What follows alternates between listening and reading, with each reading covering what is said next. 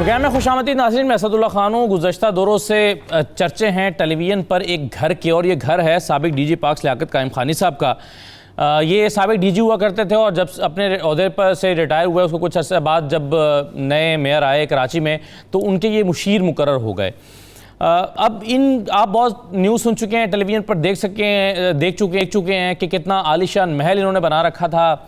Swimming pool ہے، بڑے بڑے لان ہیں، بلکہ لان تو کہنا، لان سے تو ایسا لگتا ہے کہ کوئی چھوٹی جگہ ہے، تو بڑے بڑے باغات انہوں نے اپنے گھر میں بنا رکھے تھے۔ پھر جو چیزیں وہاں سے برآمد ہوئیں کہ لگژری گاڑیوں کی ایک بھرمار تھی وہاں پر، پھر سونے اور ہیرے کے جواہرات، پھر تجوریاں جو ہیں جس میں سے ایک تجوری کھولی گئی ہے اور اس میں سے ڈالرز اور غیر ملکی کرنسی برآمد ہوئی ہے، پھر پراپرٹی کے فائلز۔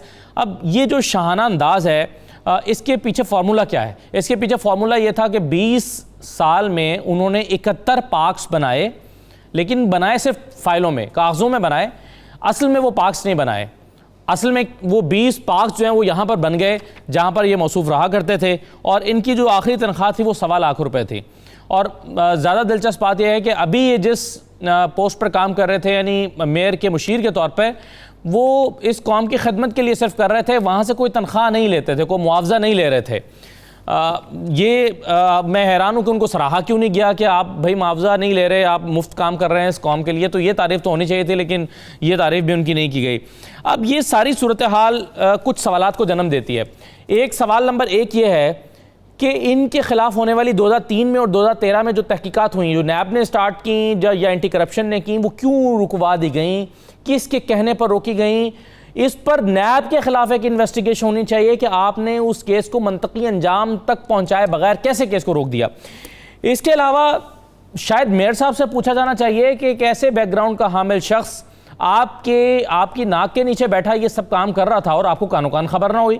یعنی وہ اپنا ایک لائف سٹائل جو ہم نے آپ کو دکھایا ہے، اس کے لیے پتہ نہیں کیا لفظ استعمال کرنا چاہیے، وہ یہ سب چیزیں ڈیولپ کر رہا تھا، یہ غیر ملکی کرنسی جمع کر رہا تھا اور گاڑیاں خرید رہا تھا بڑی بڑی، اور آپ کو جو ہے وہ کانو کان خبر نہ ہوئی، یا تو آپ سوئے ہوئے تھے یا آپ نے نظر انداز کر رکھا تھا۔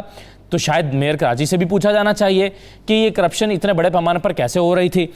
ہم کراچی کے مسائل پر روزانہ بات کرتے ہیں کہ کراچی کے مسائل کیسے حل ہوں گے، کراچی کا پیسہ کہاں جا رہا ہے، فنڈز کا رونا ہو رہا جاتا ہے کہ یہ فنڈز نہیں ہیں، تو جو فنڈز ہیں وہ کہاں جا رہے ہیں۔ یہ کلاسک ایگزامپل آپ کو پتہ چل جائے گا وہ کہاں جا رہے ہیں۔ ایک تو ذرا اس کہانی، یہ ایک عام لیاقت قائم خانی کی کہانی نہیں ہے، یہ پورے کراچی کی کہانی ہے، پورے سندھ کی کہانی ہے۔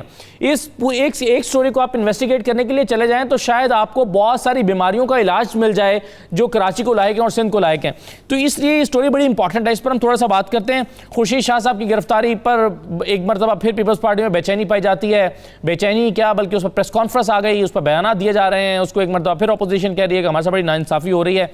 یہ کیا خورشید شاہ صاحب کی گرفتاری واقعی اتنے کم شواہد ہیں کہ ان کی گرفتاری جو ہے اس پر اتنا شور شرابہ ہو رہا ہے؟ پھر ایک جو زیادہ پریشانی کی بات ہے، پنجاب ہو یا سندھ ہو یا خیبر پختونخوا ہو، کوئی صوبہ ہو، وہاں پر نااہلی جو ہے وہ سر چڑھ کے بول رہی ہے اور تمام صوبوں میں یکساں طور پر نظر آ رہی ہے، چاہے وہ نمرتا کا کیس ہو، چاہے چونیا میں جو واقعات ہو رہے ہیں، چیف منسٹر صاحب وہاں تشریف بھی لے گئے تھے، وہاں کے معاملات ہوں۔ ہم نے قصور کچھ نہیں سیکھا، ہم نے نمرتا جیسے واقعات جو ماضی میں ہوا ان سے کچھ نہیں سیکھا، قصور میں زینب بچی کا جو واقعہ ہوا تھا اس سے کچھ نہیں سیکھا تھا، سیکھا گیا ہوتا تو شاید ہمارے ادارے حرکت میں آ چکے ہوتے۔ اور ابھی وہاں پر چونیا کی ایک معصوم بچے کی جو والدہ ہیں وہ جس طرح سے رو رہی ہیں کہ پولیس نے ان کے ساتھ کیسے ناانصافی کی اور کیا کیا ان کے ساتھ کوآپریٹ کرنے سے کس طرح سے انکار کیا، اس سے ظاہر ہوتا ہے کہ وہ جو پولیس تشدد کے پچھلے دنوں واقعہ سامنے آئے تھے اس سے بھی سنگین جرم ہے یہ۔ تو اس پر ذرا ہم پروگرام میں بات کریں گے۔ میرے ساتھ صداقت عباسی صاحب موجود ہیں، پاکستان تحریک انصاف کے رہنما ہیں، عطا طاہر صاحب میرے ساتھ موجود ہیں، نون کے رہنما ہیں، آصف حسنین صاحب مجھے جوائن کر رہے ہیں، پاکستان پاک سرزمین پارٹی کے رہنما ہیں، پی ایس پی کے رہنما، اور ارشاد احمد عارف صاحب میرے ساتھ موجود ہیں، سینئر تجزیہ کار ہیں۔ میں تمام مہمانوں کو خوش آمدید کہتا ہوں۔ سب سے پہلے آصف حسنین صاحب، میں آپ سے آصف حسنین صاحب سے ہم شروع ابھی کرتے ہیں بات، لیکن صداقت عباسی صاحب، یہ جو آپ کے اتحادی ہیں نا ایم کیو ایم والے، اور آپ سے فنڈز مانگتے رہتے ہیں کراچی میں کہ آپ کراچی کے لیے فنڈز دیں، وفاقی حکومت دے، سندھ حکومت تو نہ ان کو اختیار دے رہی ہے نہ فنڈز دے رہی ہے، یہ ایک سٹوری نہیں ہے جس سے آپ کو شاید انکوائر کرنا چاہیے کہ پتہ چلے کہ کیسے کے ایم سی کا جو فنڈ ہے وہ کہاں جاتا رہا اور وہ ایک آدمی نے اکیلے نے کھایا یا جس نے اس کو اپوائنٹ کیا ہوا تھا ان لوگوں نے بھی اس میں سے شیئر وصول کیا. یہ کچھ لوگوں کا فرنٹ مین تو نہیں تھا. یہ ایک الگ بات ہے کہ ان صاحب کے اپنے آگے انہوں نے فرنٹ مین رکھے ہوئے تھے, لیکن کیا یہ کسی کے فرنٹ مین تو نہیں تھے؟ کیا کن کو حصہ دے رہے تھے یہ سب مال بٹورنے کے لیے؟ یہ وہ سوال نہیں ہے جو پوچھا جانا چاہیے. بس بہت شکریہ جی, آپ نے موقع دیا. بالکل جتنی آپ نے ابتدائیہ میں باتیں کی, جتنے آپ نے اس میں شکوک و شبہات کا اظہار کیا, جتنی آپ نے پاسبلٹیز کی بات کی, جی ساری باتیں پوچھی جانی چاہیے. یہی ایک مسئلہ ہے. اگر آپ ملک کی بربادی کے بہت سارے فیکٹرز ہوں گے, بہت ساری وجوہات ہوں گی, لیکن ان وجوہات میں سے اگر ایک سب سے بڑی وجہ ڈھونڈیں گے تو وہ اس ملک کے ساتھ جو کرپشن ہوئی ہے, جو بدعنوانی ہوئی ہے, جو پیسے کا ہیر پھیر ہوا ہے. اور یہ آپ کو ایک کیریکٹر آپ کا کے سامنے آ رہا ہے. اگر اس طرح کے ہزاروں کیریکٹرز ہیں اور یہ سیاستدانوں اور بیوروکریٹس کا ایک انہولی الائنس تھا جس میں سب نے اس گنگا میں ہاتھ دھوئے. لہٰذا یہ جو سامنے آ رہا ہے اس میں مزید تحقیقات کی جائیں گی تو آپ دیکھیں گے پتہ نہیں کس کس کے اس میں ہاتھ رنگے ہوئے. یہی ہمارا بیانیہ ہے جس پہ ہم نے الیکشن لڑا ہے, اور یہی ہم آج چاہتے ہیں کہ کسی شخص کا تعلق کسی بھی پولیٹیکل پارٹی سے ہو, انکلوڈنگ گورنمنٹ, انکلوڈنگ ہمارے الائز اور اپوزیشن, اس کا حساب ہونا چاہیے اور ابھی ہونا چاہیے. اور جو یہ چیزیں آگے جا رہی ہیں, آپ قوم کے سامنے یہ کھل رہا ہے کہ کس بے دردی سے اس قوم کو لوٹا گیا. یہ آج جو مہنگائی ہے, یا جو بے روزگاری ہے, یا جو ادارے ڈوبے ہوئے ہیں, یہ جو آپ جن مسائل کی بات کر رہے ہیں, پولیس کا نظام نہیں ہے, کوئی اور آپ کے ملک میں صحت اور تعلیم کا نظام نہیں ہے, اس کے پیچھے یہی چوری چکاری ہے. لوگوں کا فوکس اداروں میں رہ کے صرف اپنے کاروبار کرنا, اپنی کمیشن بنانا. لہذا پبلک انٹرسٹ جو ہے وہ بہت پیچھے رہ گیا. اسی وجہ سے اس ملک کے ادارے کام نہیں کر رہے, اسی وجہ سے ملک قرضوں میں ڈوبا ہوا ہے, اور اس کی قسطیں اور اس کے جو سود ہے وہ ہم دیتے دیتے ہمارے سارے بجٹ ختم ہو رہے ہیں. بالکل صحیح ہے سر, ساتھ ہی رہے گا, اور میں امید کر رہا ہوں کہ آپ چند لمحوں میں اسٹوڈیو پہنچ جائیں گے. آپ کہیں آفس کے قریب ہی ہیں بالکل, اور تاکہ آپ سے کیمرہ پہ بات ہوتی ہے. لیکن ارشاد عارف صاحب, یہ 1.25 لاکھ روپے کی تنخواہ, اب ظاہر ہے یہ تو آخری تنخواہ تھی جو وصول کر رہے تھے. 1986 میں یہ جنیجو صاحب کے دور میں بھرتی ہوئے, اور ان کا بیک گراؤنڈ میں نے ذرا چیک کیا ہے. بڑے ہی ان کا جو ہے وہ ایک غریب گھرانے سے تعلق رکھنے والے شخص تھے. یہ پھر کس طرح سے اوپر آتے گئے ماشاءاللہ ان کے کام میں برکت پڑتی گئی, اور 2003 میں پہلی مرتبہ یہ نیب کے ریڈار پر آئے. لیکن جب کوئی شخص اپنے ساتھ اور بھی لوگوں کو کھلا رہا ہو تو پھر اس کے خلاف پوری تحقیقات نہیں ہو سکتی. وہ یہی ہوا, نیب کی تحقیقات پہلے رک گئیں, پھر اینٹی کرپشن کی رک گئیں. یہ 1.25 لاکھ روپے میں مان بھی لوں کہ ان کی تمام عمر 1.25 لاکھ روپے تنخواہ رہی, پھر بھی شاید یہ والا لائف سٹائل اور یہ چیزیں حاصل نہیں کی جا سکتی. یہ آپ کے خیال میں اتنی امپورٹنٹ سٹوری ہے کہ اس کو انویسٹیگیٹ ہونا چاہیے, اور یہ صرف لیاقت قائم خانی نہیں ہے, اس کے ساتھ بہت سارے لوگ ملوث ہوں گے.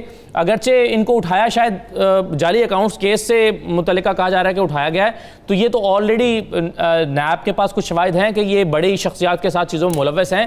لیکن اس پر ان کی اپنی ذاتی سٹوری کو پوری طرح سے انویسٹیگیٹ ہونا چاہیے. دیکھیے یہ ایک ٹیسٹ کیس ہے. بیسیکلی آپ دیکھیں کہ ایک گریڈ 16 تھا اس کا, میرے خیال ہے پہلے ایک گریڈ 16 کا اسکیل 16 کا افسر جو ہے وہ ارب پتی ہو جاتا ہے. 15 ارب کے تو اس کے گھر سے چیزیں برآمد ہوئی ہیں, جو ڈالرز ہیں, جو پاکستانی کرنسی ہے, جو سونا ہے, جو جواہرات ہیں, جو گاڑیاں ہیں, مہنگی گاڑیاں. یعنی میرا خیال ہے ہر نسل کی اور ہر رنگ کی اور ہر برانڈ کی گاڑی گھر میں کھڑی نظر آئی, ہر شکل کی گاڑی یہاں کھڑی نظر آئی ہے. میرا نہیں خیال کہ دل کرتا نا بندے کا, اب ظاہر ہے ایک دن ایک گاڑی میں جا رہے ہیں تو بندہ پھر اداس ہو جاتا ہے, پریشان کے بور ہو جاتا ہے. میرا خیال ہے کہ ڈیلی یہ ایک الگ گاڑی استعمال کرتے ہوں گے, جتنی گاڑیاں ہمیں دکھائی گئی ہیں نظر آ رہی ہیں. تو یہ کیس اس طرح سے ہے کہ دیکھیں اگر یہ گریڈ 16 کا افسر جو ہے یہ کچھ کر رہا ہے تو یہ اکیلے نہیں کر رہا, یہ کر ہی نہیں سکتا. ایک گریڈ 16 کے افسر کی لوٹ مار کا یہ اگر پیمانہ ہے, یہ سطح ہے, تو جو میئر ہوگا کراچی کا جس کے دور میں اس نے یہ ساری ترقی کی ہے, یا جس کا آج مشیر لگا ہوا ہے, جو وزیر ہوگا, جو چیف منسٹر ہوگا, جو سیکرٹری ہوگا, جو وزیر اعظم ہوگا, وہ کتنی بڑی کرپشن کر رہے ہوں گے. یہ جو ہم رونا روتے ہیں جی 90 ارب 95 ارب ڈالر ہم نے قرضے لے لیے اور وہ کھو کھاتے چلے گئے, وہ جناب جو پاکستان میں جو کچھ پیسہ, جو کچھ معدنیات, جو کچھ فصلیں ہم نے اگائیں وہ ساری کی ساری تباہی بربادی ہو گئی, سب کچھ چلا گیا. یہ پیسہ سارے کا سارا منتقل ہوا ہے لوگوں کی جیبوں میں یا بیرون ملک اثاثوں کی صورت میں, بینک بیلنس کی صورت میں.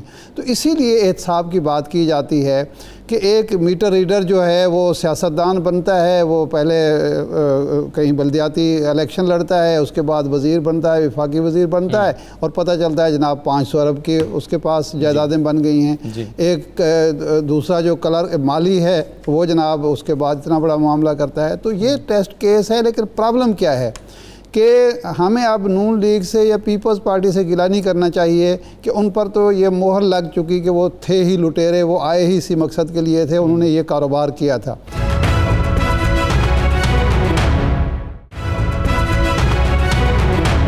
آصف حسنین صاحب, سب سے پہلے تو مجھے آپ کی KMC کے معاملات کو بڑے قریب سے جانتے ہیں. یہ 20 پارکس کاغذوں میں بنے, اصل میں وہ 20 پارکس جو ہیں وہ لیاقت قائم خانی صاحب کے محل میں بن رہے تھے. یہ آخر آپ کے خیال میں کیا خوبی ہے ان صاحب میں کہ ان کو ریٹائرمنٹ کے بعد بھی ان کی سروسز دی گئیں اور ان کو مشیر مقرر کیا گیا؟ یہ ہو سکتا ہے کہ معلوم نہ ہو ان کے بارے میں. چلے میں حسن ظن سے کام لیتے ہوئے کہتا ہوں کہ جو ہے وہ میئر صاحب کو پتہ نہیں ہوگا کہ ان کا یہ بیک گراؤنڈ ہے, لیکن اگر آپ کو پتہ نہیں ہے تو یہ بھی تو نااہلی شاید ہوتی ہے. آصف حسنین صاحب, ویسے معذرت کے ساتھ پتہ نہ ہوتا تو کبھی مشیر نہ لگاتے. جی بسم اللہ الرحمن الرحیم. دیکھیں بڑی آپ نے جو سوال کیا اس سوال میں ایک جواب بھی چھپا ہوا ہے کہ جب آپ نے پوچھا کہ یہ جو تمام لوگ تھے یہ لوگ یہ سب کچھ کر رہے تھے, جی بالکل کر رہے تھے. اور یہ تو کسی بھی جیسے کہتے ہیں نا کسی ایک منسٹری میں ہونے والی جو کرپشن ہے اس کا ہمیں پتہ چلتا ہے اور باقی منسٹریاں اپنا کام کر رہی ہوتی ہیں, کرپشن کر رہی ہوتی ہیں, اس کا ہمیں پتہ نہیں چلتا. سیم اسی طرح بلدیہ کا سسٹم ہے, اس میں ڈائریکٹر سروسز ہے, ڈائریکٹر HR ہے, ڈائریکٹر ایجوکیشن ہے, یہ سب اب ڈائریکٹر ہیلتھ ہے, یہ سب اب آ رہا ہے بلدیہ میں.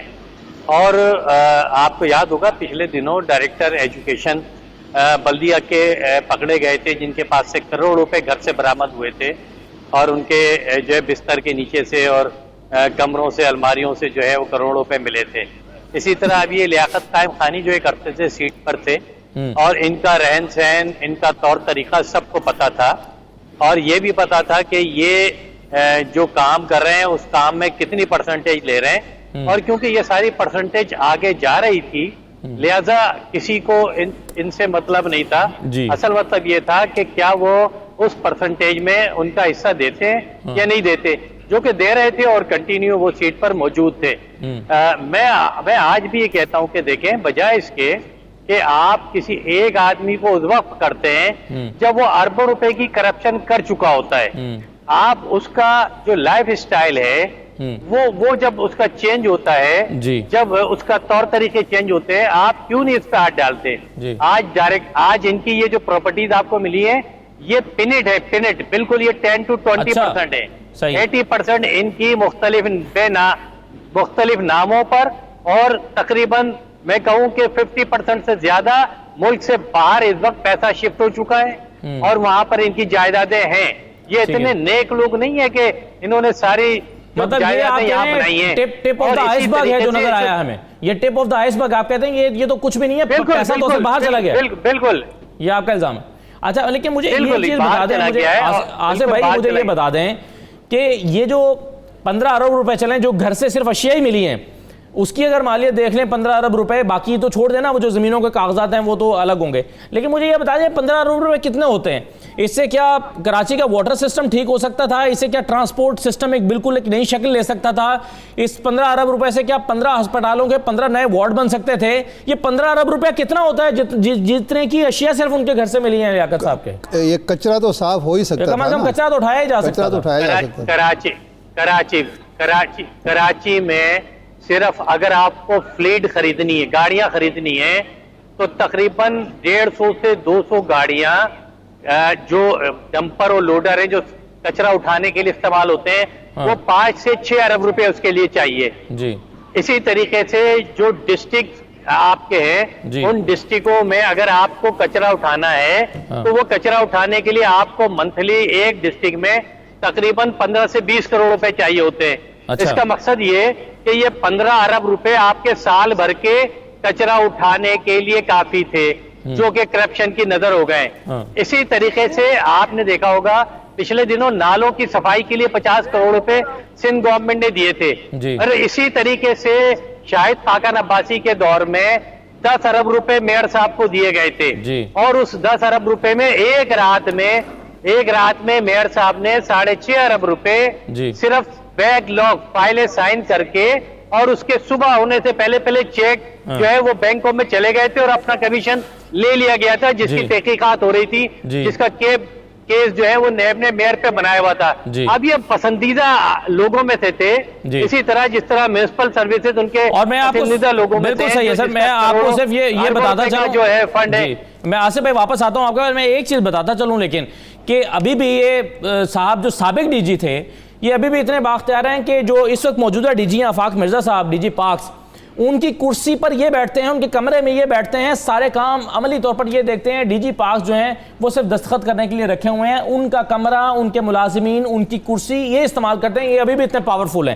اب یہ کیسے ہو سکتا ہے؟ اب یہ جو ہم کہتے ہیں نا کہ جی کچرا اٹھانے کے لیے گاڑیاں نہیں ہیں، جو پچھلے 2 ہفتے سے ہم رو رہے ہیں کہ کے ایم سی کے پاس تو گاڑیاں نہیں ہیں. اب کے ایم سی کے پاس گاڑیاں کیوں نہیں ہیں؟ اس کا وہی جواب دیں جو شکوہ کر رہے ہیں. میں اگر مجھے اجازت دیں تو میں احتیاط صاحب کو شامل کر لوں. احتیاط صاحب، اب اس کے باوجود آپ لوگ یہ کہتے ہیں کہ جی احتساب جو ہے وہ صحیح نہیں ہو رہا، یا احتساب میں آپ کو رکاوٹیں نظر آتی ہیں، یا آپ لوگ جو ہیں وہ خورشید شاہ صاحب کے لیے بھی کھڑے ہو گئے کہ خورشید صاحب کو انویسٹیگیٹ کرنے کے لیے کیوں اٹھا لیا گیا ہے. ابھی بھی آپ سر اتنے ہوش ربا انکشافات سامنے آنے کے باوجود بھی آپ احتساب کے عمل پر تنقید کرتے ہیں. عطا صاحب جی بالکل ہم کرتے ہیں جی، اور بجا طور پہ کرتے ہیں اور جائز طور پہ کرتے ہیں، اور اس کی میں کیس سٹڈی آپ کے سامنے رکھوں گا اور دلیل سے بات کروں گا. ہم نے لاہور کے اندر، راول پنڈی کے اندر، فیصل آباد کے اندر، ملتان کے اندر، پنجاب میں ہماری گورنمنٹ تھی، ہم نے ماڈرن لائنز کے اوپر سالڈ ویسٹ مینجمنٹ کے سسٹمز قائم کیے.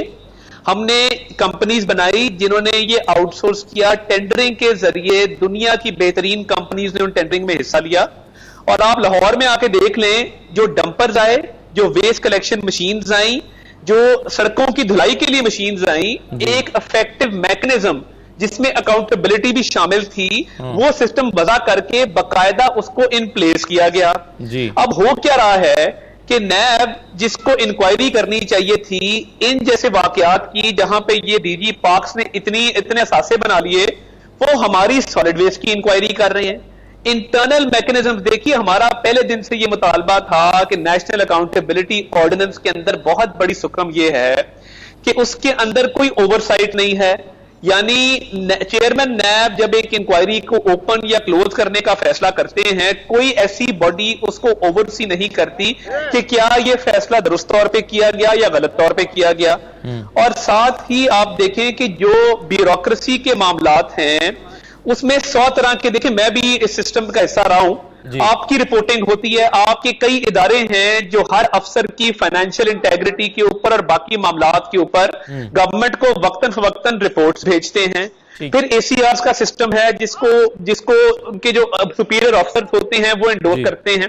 مگر آپ ستم ظریفی یہ ہے کہ اس وقت جب پنجاب کے اندر میں بیٹھا ہوں ادھر لاہور میں، پنجاب کے اندر جتنی کرپشن آج کل ریمپنٹ ہے پچھلے 15 سال میں نہیں تھی. کس ڈپارٹمنٹ میں سر؟ اس وقت پوسٹنگ ٹرانسفر، اور میں نام لیتا ہوں جی سر، میں آپ کو deputy commissioner Lahore, housing department کے اندر آپ کے جتنے ڈپارٹمنٹس ہیں میں آپ کو نام لے سکتا ہوں افسروں کے. یہاں پہ ایڈمنسٹریٹو سیکرٹریز 2-2 کروڑ روپیہ مانگ رہے ہیں. اس کی وجہ ہے، میں پوری چین آپ کو ڈرا کر کے دیتا ہوں کہ احسن جمیل گجر نامی آدمی جو ہے، جو پنجاب کے اندر کنگ میکر ہے، جس نے بزدار صاحب کی اپوائنٹمنٹ کروائی، وہ اس وقت بھی پوسٹنگ ٹرانسفر کے پیسے لے رہا ہے. اچھا جی ابھی بھی موجود ہے. آپ ایلیگیشن لگا رہے ہیں، ابھی پیچھے ہمارے کہتے ہیں کہ ایلیگیشن وہی لگانا چاہیے جس کا ثبوت آپ کے پاس ہو. سر سنائی بات. جی میں آپ کو پروف کر سکتا ہوں، میں آپ کو پروف کر سکتا، پورا ریکٹ ہے، مجھے موقع دیجئے. میں نے بڑی پیشنٹلی بات سنی. اس وقت ڈپٹی کمشنر لاہور صالحہ سعید، اسی صالحہ سعید کا بہنوئی Usman Moazzam D G L D A, اسی صالحہ سعید کی دیورانی Ayesha Hameed D G land record, میرے پاس اسکرین شاٹس اپنے فون میں موجود ہیں جس میں پیسے مانگے جا رہے ہیں. اس وقت ان کی اینٹی کرپشن میں انکوائری چل رہی ہے. میں دلیل کے بغیر یا ثبوت کے بغیر بات کرنے والا شخص نہیں ہوں. میں نے 10 سال پنجاب گورنمنٹ میں گزارے ہیں. میں انٹرنل میکنزم سے بھی واقف ہوں اور جس طرح بیوروکریسی آج کل کام کر رہی ہے میں اس سے بھی واقف ہوں. اس وقت عائشہ حمید کا ایشو ٹیک اپ کیا ایک نیوز چینل نے, اینٹی کرپشن نے اس کی انکوائری کھولی. وہ دن دہاڑے افسروں سے پیسے مانگ رہی تھی. اب اس کی جیٹھانی ڈی سی لاہور ہے, جیٹھانی صاحبہ کا بہنوئی جو ہے وہ ڈی جی ایل ڈی ہے. اور میں آپ کو بتاؤں پنجاب کی بیوروکریسی سول سیکریٹریٹ میں یہ باتیں ہوتی ہیں کہ جی کون کتنے پیسے کما رہا ہے اور کون کتنے پیسے مانگ رہا ہے. مجھے یہ بتائیے اس وقت ڈینگی کا ایشو ہے, پتہ نہیں آپ نے آگے جا کے اس پہ بات کرنی ہے کہ نہیں. آج کے دن 1339 لاروا کے اسپیسیمنز ملے ہیں. یہ کرمنل نیگلیجنس کس کی ہے؟ ہم کس کے سامنے یہ رونا روئیں کہ ایک نااہل شخص بزدار صاحب جو ہیں وہ کیا اس عہدے کے اہل تھے کہ ان کو یہاں پہ پنجاب جو سب سے بڑا صوبہ ہے, 12 کروڑ آبادی کا صوبہ ہے, اس کا وزیر اعلیٰ لگایا جاتا. اب جب اس طرح کا کمزور ایڈمنسٹریٹر چیف ایگزیکٹو صوبے کا آیا, افسروں نے نیچے دیکھا یہاں تو چیک کی کوئی نہیں ہے. یہاں بالکل اس پر ہمیں آگے چل کے بات کرنی ہے. یہ جو پنجاب میں پولیس نہ ایفیشینٹلی کام کر پا رہی ہے, نہ پولیس کو صحیح طریقے سے کام کروایا جا سک رہا ہے. اور چیف منسٹر صاحب آج گئے ہوئے تھے, وہ کہتے ہیں اگر سسٹم کام کر رہا ہوتا تو مجھے یہاں نہ آنا پڑتا. یہ انہوں نے خود اعتراف کیا. تو جس ڈینگی کی آپ بات کر رہے ہیں ڈیفینیٹلی اس پہ ہم پروگرام میں آگے چل کے بات کرتے ہیں. میں ذرا ایک مختصر بریک لے لوں. خورشید شاہ صاحب کی بھی ذرا بات کرتے ہیں کہ کیا واقعی ناانصافی ہوئی ہے, پیپلز پارٹی صحیح شور مچا رہی ہے, یا انہیں انویسٹیگیٹ ہونا چاہیے جو بے نامی جائیدادیں ہیں اور جو ان کے فرنٹ مینوں کے نام آ رہے ہیں کہ ان کے نام پر انہوں نے جائیدادیں بنائی ہوئی ہیں, تو یہ کیا الزامات درست ہیں؟ ایک مختصر بریک کے بعد واپس آتے ہیں.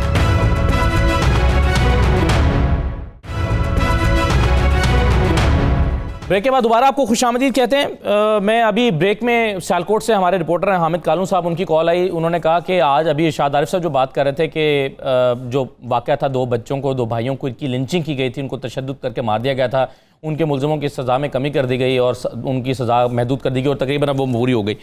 اب وہ کہہ رہے ہیں کہ آج اسی علاقے میں ایک واقعہ پیش آیا ہے جہاں پر کسی پرانی دشمنی پر ایک شہری کو بلا کر اس کے دشمنوں نے یا جن کے ساتھ ان کی رنجش تھی انہوں نے مار دیا, اور مارنے کے بعد اس کی جو ہے اس کے تھانے جا کر اس کے خلاف ڈکیتی کا پرچہ درج کرا دیا کہ ہم نے ایک ڈکیت کو مار دیا ہے. اب اس بندے کے جس کا نام بلال ہے جو مقتول ہے, اس کو لے کر جو ہے وہ اس کی ڈیڈ باڈی کو لے کر سارا دن ڈی سی او کے آفس کے باہر ان کے اہل خانہ بیٹھے رہے ہیں, لیکن ابھی بھی اس بندے پر ڈکیتی کا پرچہ برقرار ہے اور ان کی داد رسی نہیں ہو رہی. اب وہ فوٹیج اور وہ سب چیزیں موجود ہیں, وہ انہوں نے مجھے بھی بھیجی ہیں. وہ ایف آئی آر کی کاپی شاید ہم تھوڑی دیر میں آپ کو اسکرین پر دکھا بھی دیں کہ ایک مقتول پر ایف آئی آر بھی ہو گئی ہے ڈکیتی کی. یعنی آج بھی یہ ہو رہا ہے. تو یہ اس نااہلی کے ساتھ میں نے ضروری سمجھا کہ میں آپ کو اس کی وضاحت کر دوں کہ آج بھی یہ چیزیں ہو رہی ہیں جو ہم آگے جا کے ذرا اگلے حصے میں بات کرتے ہیں. لیکن خورشید شاہ صاحب پر ذرا آ جائیں. یہ خورشید شاہ صاحب پر کی گرفتاری جو ہے, یا طاہر صاحب میں آپ سے شروع کر لیتا ہوں. چلیں مجھے یہ بتائیں کہ خورشید شاہ صاحب پر اگر الزام ہے کہ انہوں نے آمدن سے زائد اثاثے بنائے ہیں, اور آپ بھی یہ ماضی میں الزام لگاتے رہے ہیں کہ خورشید شاہ صاحب جو ہیں وہ کرپٹ ہیں, آپ انہیں میٹر ریڈر کہتے رہے اور آپ کہتے رہے کہ انہوں نے اتنا مال کیسے بنا لیا, یا آپ نے نام دیا انہیں, تو آج آپ ان کے حق میں کھڑے ہو گئے ہیں کہ خورشید شاہ صاحب کے ساتھ بڑی زیادتی ہو رہی ہے. تو پرنسپل سٹینڈ کیا ہے طاہر صاحب آپ کا کہ خورشید شاہ صاحب کرپٹ ہیں, ان کی انویسٹیگیشن ہونی چاہیے, یا پرنسپل سٹینڈ یہ ہے آپ کا کہ نہیں وہ معصوم آدمی ہیں؟ دیکھیے جی, پرسوں جب نیشنل اسمبلی کا سیشن تھا, فلور آف دا ہاؤس ہم نے پروٹیسٹ کیا اور خورشید شاہ صاحب کے اریسٹ کے حوالے سے کیا. ہماری ڈیمانڈ یہ تھی کہ ایک honourable member of the national assembly arrest ہوا ہے, کم از کم اسپیکر نیشنل اسمبلی کو جب وہ نیب کا اعلامیہ پڑھ رہے تھے اس کے بعد پروڈکشن آرڈر جاری کرنے چاہیے تھے تاکہ وہ فلور آف دا ہاؤس آئے اور بتائے کہ جی کن الزامات پہ اس کو گرفتار کیا گیا ہے اور وہ الزامات کہاں تک سچ ہیں. جو آمدن سے زائد اثاثوں والے کیسز ہم نے ماضی میں دیکھے ہیں اور ہماری کئی پارٹی کے لوگوں پہ وہ بنائے گئے ہیں, ابھی تک 7 مہینے گزر گئے, ریفرنس فائل نہیں ہوا. جب کچھ نہ ملے تو آمدن سے زائد اثاثوں کا الزام لگایا جاتا ہے, اور یہ دیکنے میں آیا ہے کہ دیکھیں یک طرفہ احتساب جو ہے نا, یہ الزام تو آپ بھی لگاتے تھے نا سر, آپ زبانی لگاتے تھے, آپ نیب گرفتار کر رہی ہے, الزام تو آپ بھی لگاتے رہے نا یہ والا. آپ کے پاس اگر کچھ نہیں تھا آپ الزام کیوں لگاتے تھے؟ دیکھیں جب بات ہوتی تھی پیپلز پارٹی اور پی ایم ایل این کے کوئی حالات آئیڈیل نہیں رہے, ماضی کے اندر ٹربولنٹ ٹائمز بھی آئے ہیں, بٹ اس طرح کی درخواست بازی, اداروں کو لیٹرز لکھ کے اپنی پولیٹیکل جو ہے وہ ومز کو سیٹسفائی کرنا, جھوٹے الزامات لگانا, ہماری دیکھیں پولیٹیکل پوائنٹ کوئنگ چلتی رہی ہے. مگر ہم نے 90 کی دہائی کے بعد ہم بہت آگے آئے, ہم نے چارٹر آف ڈیموکریسی کے بعد ہمارے تعلقات میں بہت بہتری آئی. نہیں سر نہیں, میں تو ابھی حالیہ پچھلے دور کی بات کر رہا ہوں. یہ جو خورشید شاہ صاحب کے بارے میں آپ کہتے رہے ہیں, میں پچھلے دور کی بات کر رہا ہوں, میں پچھلے دور کی بات کر رہا ہوں. نہیں بالکل کہتے رہے, میں وہی عرض کر رہا ہوں کہ پولیٹیکل پوائنٹ سکورنگ ہوتی رہی, بٹ جھوٹی درخواست بازی اور اداروں کو درخواستیں لکھنا, ریفرنس فائل کروانا, اور اپنا حال یہ ہے کہ ابھی تک ہیلی کاپٹر کیس کا ہمیں نہیں پتا کہ اس کا انجام کیا ہے, وہ کھلا یا بند ہو گیا ہے وزیر اعظم صاحب کے خلاف. چلیں طاہر صاحب, آپ نے یہ اعتراف تو کر لیا نا کہ وہ پولیٹیکل پوائنٹ سکورنگ تھی, جو آپ خورشید شاہ صاحب کے خلاف الزامات لگا رہے تھے وہ صرف جھوٹے الزامات تھے, وہ پولیٹیکل پوائنٹ سکورنگ تھی. شاہد عارف صاحب یہ دیکھیے جی, بات یہ ہے, دو تین چیزیں ہیں. پہلی بات تو یہ ہے کہ ہمارے ہاں یہ عجیب و غریب سیاست کا, ایک تو جرم اور سیاست کا جو ملاپ ہے نا, وہ ملک کے لیے, اس قوم کے لیے, معاشرے کے لیے بہت خطرناک ہے. اور یہ سارے اس کے نتائج ہیں جو بھگت رہے ہیں, کہ ایک آدمی جرم کرتا ہے اور وہ اپنا جرم چھپانے کے لیے یا اس جرم کو ایک اپنی طاقت بنانے کے لیے وہ سیاست میں آتا ہے, وہ کونسلر بنتا ہے, وہ ایم پی اے بنتا ہے, ایم ایل اے بنتا ہے, منسٹر بنتا ہے, وزیر اعظم بن جاتا ہے, اور پھر وہ اپنی سیاسی عصبیت کو, سیاسی طاقت کو استعمال کرتا ہے اپنے پچھلے جرائم کو چھپانے کے لیے, نئے جرائم کرنے کے لیے. اور یہی وجہ ہے اور کہ جب وہ سارے کا سارا تالاب گندہ ہو جاتا ہے, تو پھر جو طاہر صاحب کہہ رہے ہیں, میں ان کا بہت احترام کرتا ہوں, کہ بات یہ ہے کہ یہ پوائنٹ سکورنگ نہیں تھی, یہ حقیقت تھی. مسٹر 10% کی جو بات جب 88 میں چلی تھی تو یہ حقیقت تھی, اور اس کا ثبوت, سب سے بڑا ثبوت ہے کہ جو محترمہ بےنظیر بھٹو کے مقرر کردہ پریزیڈنٹ تھے, جس پر انہوں نے سجدہ شکر ادا کیا تھا, انہوں نے وہ سارے الزامات دہرائے کہ واقعتاً وزیر اعظم ہاؤس جو ہے وہ جرائم کا گڑھ بنا ہوا ہے, کرپشن کا گڑھ بنا ہوا ہے. یہ کوئی پوائنٹ سکورنگ نہیں تھی, یہ حقیقت تھی.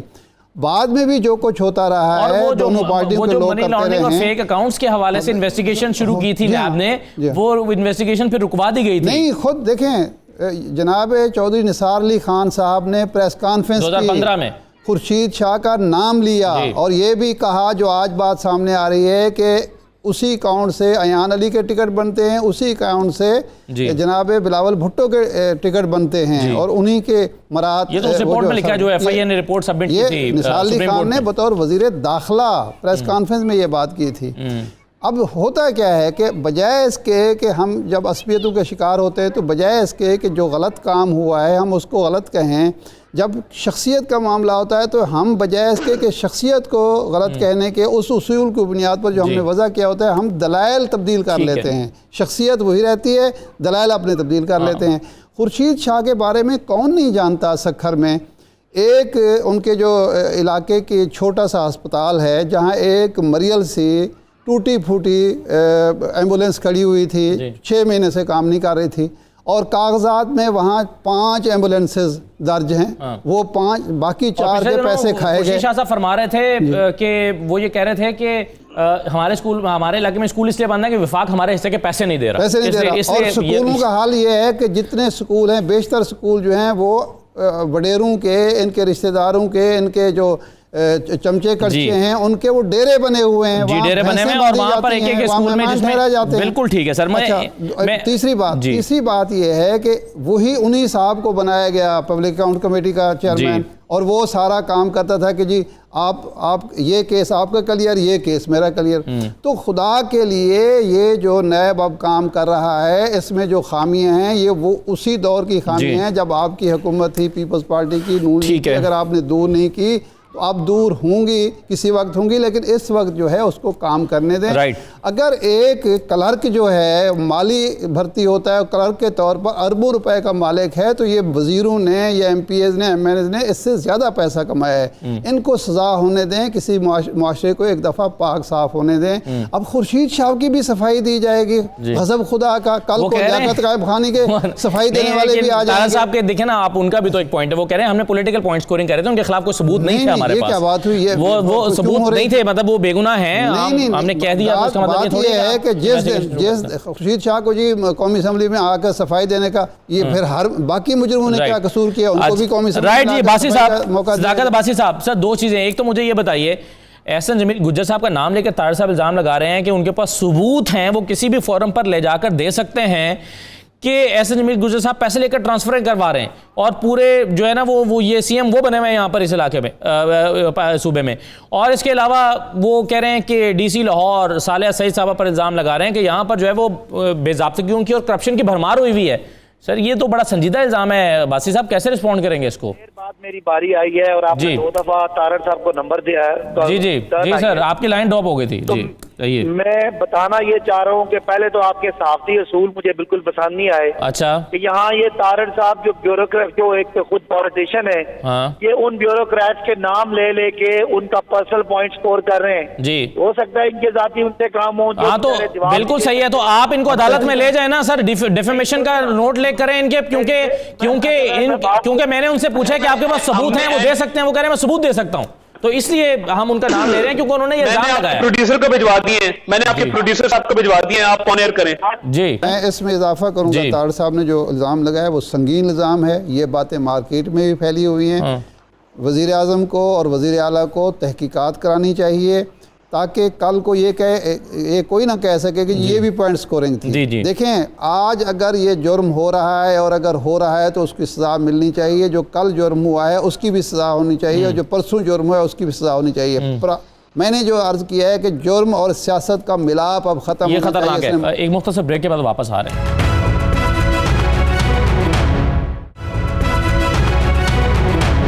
بریک کے بعد دوبارہ خوش آمدید. صداقت عباسی صاحب ہم لائن پر آ چکے ہیں. عباسی صاحب, آپ مجھ سے شکوہ کر رہے تھے کہ آپ کو ہمارے کو صحافتی نارمز کے اگینسٹ جانا پسند نہیں آیا. اگر آپ برا نہ مانے, گستاخی نہ سمجھے, تو ایک چھوٹا سا شکوہ میں بھی کر لوں کہ آپ نے بھی ہم سے وعدہ کر رکھا تھا کہ اسٹوڈیو پہنچیں گے, لیکن نہ جانے کیوں نہیں پہنچ پائے. کوئی مجبوری ہوئی ہوگی آپ کی, اس لیے بار بار لائن ڈراپ ہو رہی ہے, ہماری بات نہیں ہو پا رہی. اب آپ جواب دیجئے جو آپ کہنا چاہ رہے تھے طارڑ صاحب کی بات کا. میں یہ چاہ رہا ہوں کہ آج سے 20 دن پہلے میری طارڑ صاحب سے اسی طرح پروگرام میں آیا, جتنی واٹس ایپ کی باتیں ہیں, جتنے بیوروکریٹس کے نام ہیں, انہوں نے سارے نام گنوائے. اور ان کو مطلب میں کہتا ہوں آپ عمران خان سے سیکھیں. آپ ایک کسی پیارے ڈپٹی کمشنر سے اور اس کے پی اے سے ڈرتے ہیں. ہم نے تو نواز شریف صاحب وزیر اعظم تھے, ان کے ثبوت جا کے عدالتوں میں دیے اور ان کو نائل کرایا تھا. دوسری بات یہ کہ جو آپ نے کرپشن کی بات کی, انہوں نے آپ کو آئیں بائیں شائیں کیا, یہ ان کا ڈکلیئرڈ یہ بات تھی کہ خورشید شاہ صاحب کو میٹر ریڈر سے اربوں پتی کرنے کی بات رانا سدا نے کی.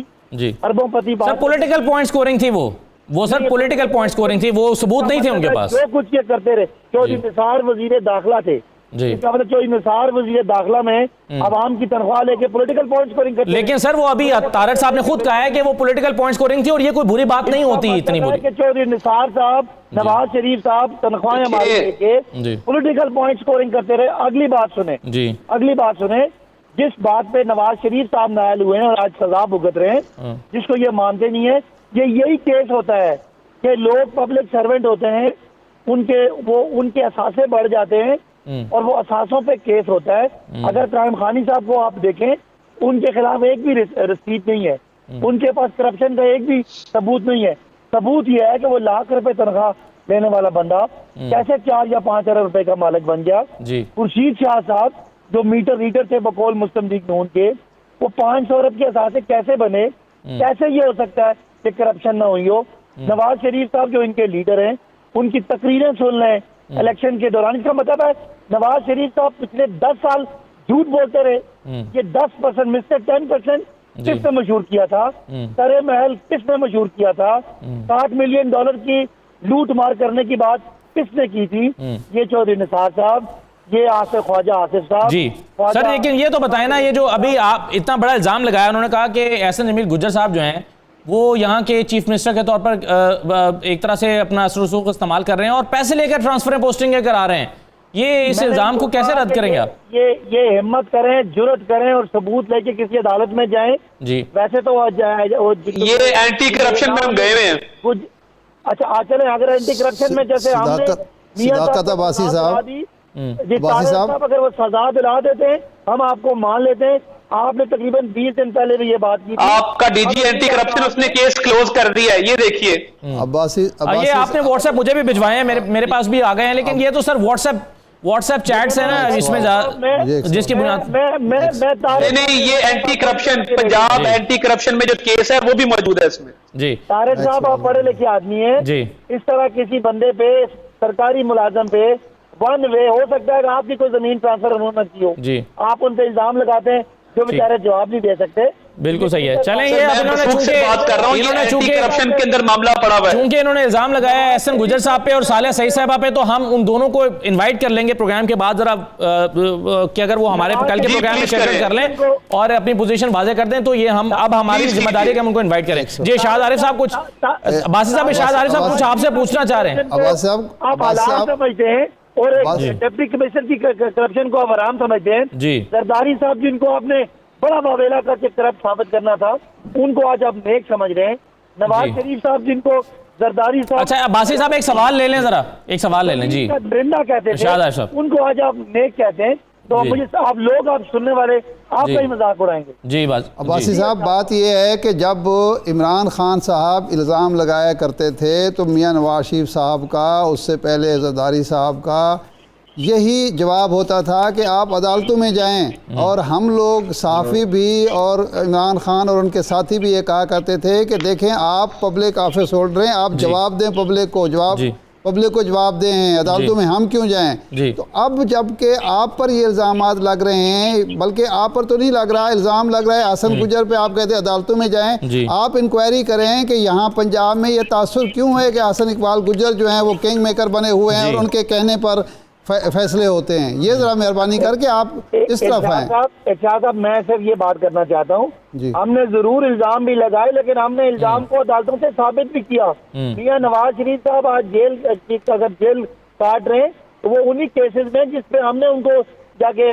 وہاں پہ مطلب ان کو عدالتوں میں پروسیکیوٹ کروایا.